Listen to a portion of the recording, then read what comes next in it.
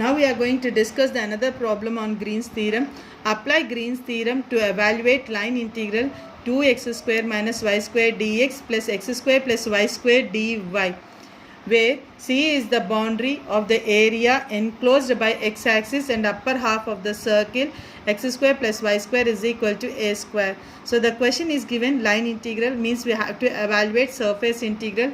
The line integration is already given in the form of mdx plus ndy.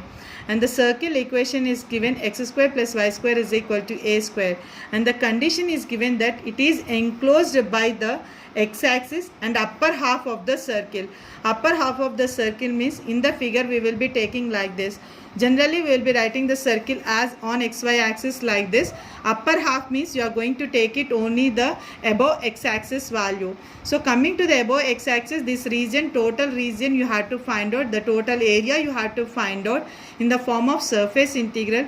Your theta limits on the upper half of a circle will be theta is equal to 0 to theta is equal to pi. This note we have discussed in the Gauss divergence theorem. In the statement, under the statement I have given some notes. In that note I have said that when circle is given like this, we will be taking the limits like this. So that was explained in that condition. The same condition now you are going to apply here. Coming to the solution, given line integral is equal to mdx plus ndy, which is equal to line integral 2x square minus y square dx plus x square plus y square into dy. On comparing these two values, you will find out m and n. You are going to, I have written here m comma n, and you have to find out the respective derivatives. So we are going to write the statement of the Green's theorem. Line integral mdx plus ndy is equal to surface integral dou n by dou x minus dou m by dou y dx dy. So line integral it is given, means we have to evaluate surface integral. For that we have taken I is equal to surface integral dou n by dou x minus dou m by dou y dx dy. So you have to find out the respective derivatives. For that you have to calculate m comma n. From the above equation, from equation 1, on comparing dx on both sides, we get m is equal to 2x square minus y square. On comparing dy on both sides, we got n is equal to x square plus y square. Find out the respective derivatives, m with respect to y, n with respect to x. On making the derivatives, you are going to substitute in your line in the surface integral. Now we have to calculate the respective limits of dx and dy. Since the given circle is in the form of x square plus y square is equal to a square, we said that whenever the circle is given, you will be converting into the polar form. You will be taking as x is equal to r cos theta, y is equal to r sin theta. Since we are converting in the form of surface integral, means you are integrating with respect to r and theta. Do not substitute r value here. You are going to make it the r limits in terms of your 0 to a, depends upon your circle equation. But do not substitute r value, since we are integrating with respect to r and theta in the surface integral. Dx dy we have taken as r dr d theta. Now you are going to find out the limits of r and theta. We know that from the circle equation, r radius is given as a. So it is given, it is above the x-axis. You will be taking the lower limit of r as 0. You will be taking the limits as r tends to 0 to a. Now to find out the theta limits, how you are going to find out? The given condition is the circle is above the x-axis and upper half of the circle. You can see above x-axis and upper half.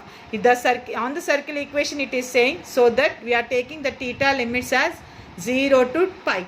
You can imagine the 0 to 2 pi, it will be for semicircle also. The complete closed circle is not given. It is the given condition for semicircle. Semicircle theta limits will be 0 to pi. మీకు ఇలా X axis అని word ఇచ్చిన, upper half ఇచ్చిన, సర్కిల్లో half చేశారు, అది X axis పైన ఉంటుంది అన్నారు కాబట్టి సెమీ సర్కిల్ అంటున్నాం. సెమీ సర్కిల్కి టీటా లిమిట్స్ ఎప్పుడు 0 to pi ఉంటాయి.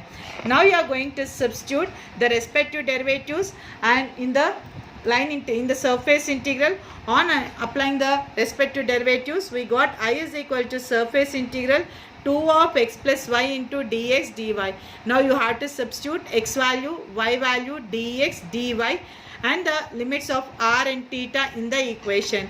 On substituting and on simplifying the values, we get I is equal to twice of integral 0 to a integral 0 to pi cos theta plus sin theta d theta r square dr.